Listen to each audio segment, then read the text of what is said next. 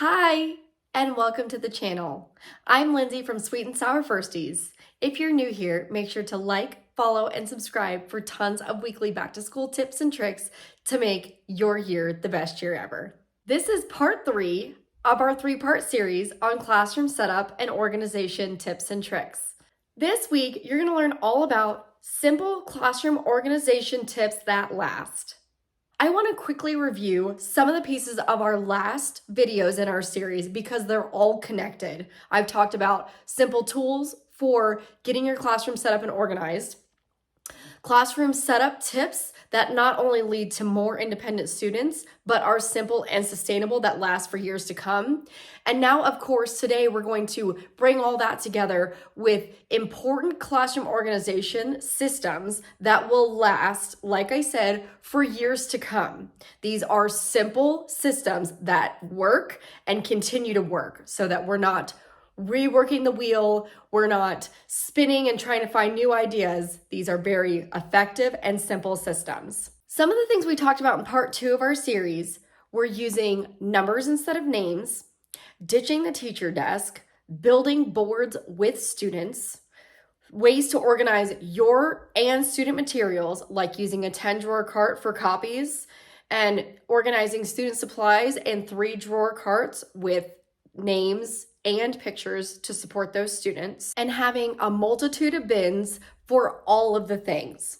Now, with those same tools, we're going to discuss some simple systems that make those tools work and last. How I'm going to break down part 3 for us is with student systems for student materials and things, teacher systems for teacher materials and things, as well as a few things that tend to overlap between the two. Before we begin, I want to start by saying a lot of these things you're going to hear me talk about, I've discussed in great detail in other YouTube videos. So if you haven't, make sure you watch all 3 parts of this specific series, as well as other classroom specific videos on organization hacks and classroom library organization. With that, we're going to quickly dive into classroom library organization. So these are how I organize all of my books in my classroom library. I use the little pockets from Target with, again, look, you're going to see me talk about this all the time, words and pictures to support every single student in your classroom, especially at the beginning of the year. Each book in this basket also has a matching sticker that looks just like this on it, so that it's easy to keep it organized or reorganize when things get messy, because we know they do. So, simple, easy system that lasts. In our last video, we talked about how I organize student supplies with these 3 bin drawers. As you can see, they can access whatever they need, including pencils. This week, I'm going to talk about my system for pencils and how to keep pencils all year long so they don't get destroyed and ruined. During back to school night, when I collect all the pencils, I put them all in a basket. That basket stays in a cabinet somewhere where students don't have access to it. Now, as you saw in that bin, I will take some of those pencils out of my supplies, put them in there for students. Those are the pencils that students are to use and sharpen. Next to that bin, we also have 2 baskets for students. One that says sharp, again, words and picture, one that says dull. Students never sharpen the pencils. Instead, they can either get a sharp pencil or put their pencil in the dull place. This is a really easy system that students can use and actually love. Now, as far as sharpening pencils go, that becomes a job. Typically, we have a classroom helper, as I've also discussed, super easy system. Notice what I'm saying. And that helper learns how to use the pencil sharpener and sharpens the pencils at the end of each day. Now, I will obviously teach probably a handful of students. Depends on, you can teach everyone. This is totally up to you, but you're going to teach a few students how to sharpen pencils, and then they can go sharpen the pencils at the end of the day so that every day we have enough sharp pencils and dull pencils. Another problem area is student work, where they turn it in, where you put the graded work, where the work gets put that goes home. We're going to dive into those systems right now and how I make it as easy as possible for you and for students. So as you can see, I'm holding here, this is our turn-in bin. I teach students at the beginning of the year what these mean and how they access them. And as a group, we create exemplars together of what it means if you totally get it, if you can do it by yourself, if you're almost there, And if you still need help, this is great for them. It's helping them self-reflect. It's also great for grading too, because it makes it easy. You can kind of see where students are at as far as standards go. And don't worry, this specific system, I'll link a blog post about it and how we work that system so you can see more detail about that. But this is where students turn in their work. Now let's talk about unfinished work for a second. Okay, so they know where to turn in their work when it's done. What do they do if it's not done? Well, we have an unfinished work system. Each student has their own folder. In their folder, they have a side that says work in progress and a side that says ready to turn in. If it's ready to turn in, they can go ahead and turn it in the turn-in basket. As far as their work in progress goes, you may be thinking, well, what if it piles up? And it does. Now, we always plan a time on Fridays, because most of this work gets done during center time, that students have to go in and they have to finish all their unfinished work, and they don't get free choice centers like everyone else. So they have an incentive to finish that work during the week so that on Fridays they get to pick and choose what they do. It's a really big motivator and works really well. You may have noticed this little work completion sticky note. If you have students who are really struggling to complete work or remember exactly what they're supposed to do, you can simply print a sticky note off and write on there what you need to do or type on there so they know exactly what they need to do and there's no guessing or questions. Now, to make it easy with all those papers that now need to be graded, I have this bin right next to that turn-in drawer, so I can literally take them out of the drawer, stick them in the bin to grade. Let's talk about what gets graded versus what doesn't. So, as you can imagine, by the end of the week, you're gonna have a pretty large pile in that to grade bin, right? So what exactly needs to get graded? Well, I would say if you have check-ins, formative assessments, of course, summative assessments, all those need to be graded and sent home so that families can see how students are doing.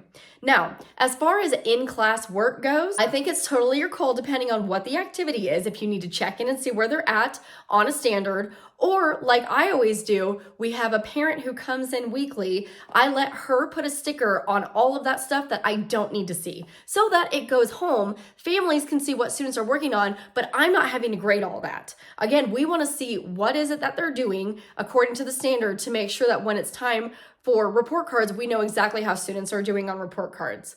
But that huge pile, that whole thing does not need to be graded, and it doesn't need to be done exactly by you too. Now let's talk about sending that work home. As you may have guessed, I have another bin that's labeled to go home for all of that work that now needs to be put into student folders. Right next to my basket of student folders, which I will show you in a second, and all that work gets filed into folders at the end of each week by that same parent that can now go home. So students, if they have something that they want to take home, they can put it right in the basket. If you get notes that need to go home, put it right in the basket. If you have an event coming up, someone comes and hands you a stack of stuff, put it right in the basket so that you have everything organized, ready to go home in the basket. It's organized and right next to student mailboxes. Right next to that basket of stuff that needs to go home are the student mailboxes. Super simple and easy, guys. I just have file folders with their numbers on it. I told you guys I use numbers. I don't use names, so I don't have to redo it every year. I give the parent that comes in, and please ask for volunteers in your room. There are tons of parents who want to come in and can designate a little time each week to do this task for you so that you don't have to. But give them a class list with all their names and numbers. Let them sort the pages into the student folders. Then it's really easy at the end of the week. You can give them their folder, they can get their folder, and it goes home, and bam, all that work's gone. You're not left with piles around the room. It's all organized, easy to keep organized, and lasts for a long time. Now, what about their things? For student materials, we're talking books, pencil boxes, iPads, whatever it is, they get a book bin with their ding, ding, ding number on it where they can house all of their things. I keep each of these on a shelf so their desks aren't getting super messy, and I do flexible seating in the classroom, and so it's nice for them to have. They just pull out their bin, put it where they're gonna sit for the day, and that's where all of their things are. No more messy desks, overwhelmed, doing desk fairies. We don't need to do that. We do have a weekly clean out where they go through their bin at the end of the week, take things home that need to be taken home, organize things, and make sure everything's nice and neat. But this is where they keep all of their materials that they need on a daily basis. We're gonna flash back to supplies for a second, then we're gonna dive into what you do with all of your teacher things. So you may have heard me mention that during back to school night, I always have huge baskets around the classroom that families can drop off supplies, you name it, markers, tissues, whatever it is. All of those big bins get put up high or in cabinets so that I can get to them when we need them. I mostly do community supplies. You saw it all labeled so that they can get what they need. It's not mine or yours, it's just whoever needs it. That makes it, again, really easy to keep up with. If you label those bins on back to school night and collect them all in bulk, go ahead, put them in a tub, put it up high, easy to get to when you need it, easy to get supplies down when students need it, and they stay nice throughout the year and they're only used as needed, and you can kind of filter in when you need more, pencils, crayons, whatever it is. That's a good way to make those supplies last all year long. And of course, teaching students how we use supplies correctly. And trust me, we're gonna get into lots of management things next so we can talk about how we use the supplies and keep them good all year long. Now let's dig into teacher supplies, teacher papers. So as I talked about last week, I use the 10-drawer cart from Michael's to house all of my copies for the week. It's the best way and the easiest way I've found to keep things organized so that I can literally open the drawer and get what I need. As you can see, here's a picture of what that looks like. Now, as far as my small group supplies, so I do a lot of small group instruction, either with a group of students, with a couple of students, and so most of my supplies are going to be for that small group time. And you may have guessed it, I use bins and baskets to keep things organized, as well as the 3-tier cart to kind of organize all of our manipulatives and things that we may need at the small group table. You may also have heard me talk about last week, I don't use a teacher desk. Again, I like to have more space in the classroom and feel like I know from many years past, I just completely cover it in pages, whatever, you name it. And so I've just ditched it. I feel like things stay a lot more organized and it's a lot more clean, and it forces me to put it somewhere because we need our small group table. So it's kind of a win-win for me there. Just like you saw the bins that I have to grade, to copy, to go home, I have those same bins on a counter behind my small group table for things that need to be filed, for things that need to be copied. Again, I find that if you put it in a bin, it stays more organized than if you just have a pile, because that pile gets overwhelming, and we know we get pages constantly handed to us, and we have to find a place for them. So even if it has a home in a basket that doesn't have a name yet, just stick it in a basket, give it a name later. You'll start to notice things in common from pile to pile. Okay, what can that be organized into? What can that be called? As far as small group supplies go, things like pencils and markers, I stick in little tiny baskets that I have on my cart. So I can grab a basket, put it on our table, whatever it is. Maybe it's markers, maybe it's pencils, maybe it's erasers, whatever we need, it's in a basket that I can literally grab and put on the table for when we need it, so that students aren't coming to the table saying, I don't have a pencil, I don't have my marker. I have literally everything for them so that they're not hustling around, we're not wasting time at the small group table. Just like I use the 10-drawer cart for copies, lesson plans, I also have these for every single group that comes to me. In these, I put decodables that we might need, an activity that we're working on, whether maybe it's a reader theater, maybe it's a poem, whatever it is I need, everything goes right in that drawer. So I have it for the whole week and I'm not scrambling. I know what to do. We're not wasting time. Students aren't then misbehaving because now I'm wasting time looking for things. Again, if it's in a bin or a basket, better chances of it staying organized for the year. Now you may be asking, if I don't have a teacher desk, where the heck is all of my stuff? Well, I have created a teacher toolbox that I love to use and house pens, Post-it notes, staples, anything I need is right in that teacher toolbox, and I can just grab it and go. Same thing like we do for students, I do for myself too, to keep everything organized.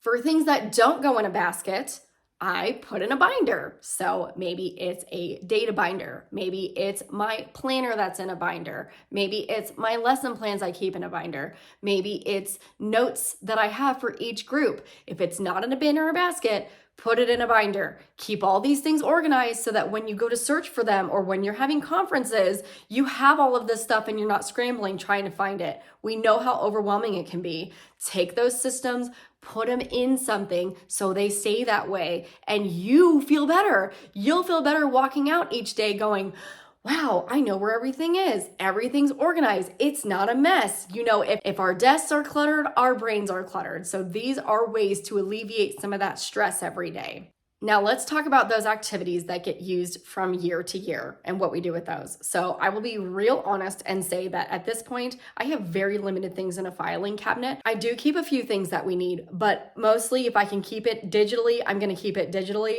But here's a trick for you if you do need to keep something. Let's talk about decodables first. So I do like to keep a copy of each decodable that we use in groups from year to year so that I can literally just copy it and go. One thing I like to do is write on it with highlighter. It doesn't get copied, but you know it's the original and it doesn't accidentally get used. So that's a super tip that I absolutely love doing for things that stay in the filing cabinet and do get copied every year. For activities that do get used every year, I like to keep them in tubs so that everything stays organized. If I know, for example, like the first week kit's gonna be used, same thing, I'll show you. Check out this hack for original copies. For example, with all of these copies that need to be used every year, look, you can barely see it, but it's in highlighter. It says OG. So I know not to use this one, but keep it for every year so it's easy to copy and go.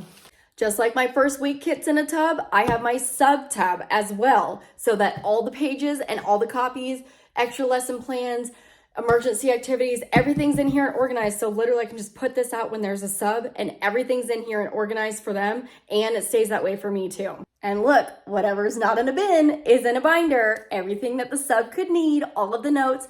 This gets prepped once, then can be used for years unless you switch grade levels or schools or anything like that. But same thing, these easy systems that last for years so that it's easier every single day when we're in the thick of it.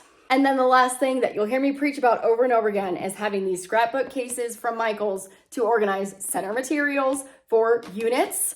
Love these for units, as well as by months of the year too. So anything that's seasonal that you want to pull down, put it in a tub. Make sure it's all organized and easy to pull out when it's the month of October. You have everything ready to go. Books, activities, whatever it is, keep it easy on yourself. And if you haven't, make sure to grab these months of the year labels free. That was a lot of information, but I hope you're starting to see the takeaways. Bins, bins, and more bins. If it's not in a bin or a basket, put it in a binder. Give everything a home. Remember, start to notice what piles up and give that specific category a home so that it's no longer piling. If it doesn't go in a bin or a binder, put it in a cart. These are things that are easy to move around the classroom whenever you need them. If you want to take your small group cart to go, you have everything right there ready for you. What can be stored digitally instead of papers? We know there's a lot of things that are digital these days. I will be the first to say I like to have paper. My planner is still paper. I like paper lesson plans, but we can absolutely switch some things to digital so there aren't so many pages lying around. Reuse and save only what's needed. Think about those bins and kits I showed you. I have one set of originals that get reused every year and have highlighter on them so that they're easy to pull out and copy every year, and I don't have a whole pack of them. And then of course, I have got you covered. You know I'm here to make it your best year ever. You can grab my entire classroom organizational system in the link below and have access to all the things I use. I am all about if I'm telling you to use it, I'm also using it too. Notice, like I said, and you're gonna hear me say it, everything was simple, easy to maintain, and will last for years. I'm all about that too because we know there's already enough overwhelming things. Let's streamline these systems and make it even easier for us. I really hope you enjoyed not only this week's video, but the entire series. As you can tell, I'm pretty passionate about setting up a classroom that makes sense for you and for students and keeping it organized. You heard me already. A cluttered classroom is a cluttered mind, and I want to eliminate that so that we can enjoy going in every day and leave feeling so much better at the end of each day. I'm gonna leave you with one last tip that I learned from one of my favorite teacher friends a few years ago. At the end of every single day, take 5 minutes. That's it. Even set a timer for yourself so you don't go over that because we totally can, but set yourself a 5-minute timer and do a 5-minute tidy. That means clean off your desk, clean off those piles that you know piled up throughout the day and put them away. And by doing that, you will come in the next day feeling even better. And again, if you haven't, make sure to like, follow, and subscribe for tons more back to school tips. We're going to start diving into Meet the Teacher, what to do the first week of school, what to do the first month of school, and of course, tons of classroom management strategies that work and continue to work. I hope you enjoyed this week's video. If you have questions or comments, or you have a hack that you want to share, please let us know in the comments. And make sure to check out the description for all the links that I shared about in this video. I'll see you next week.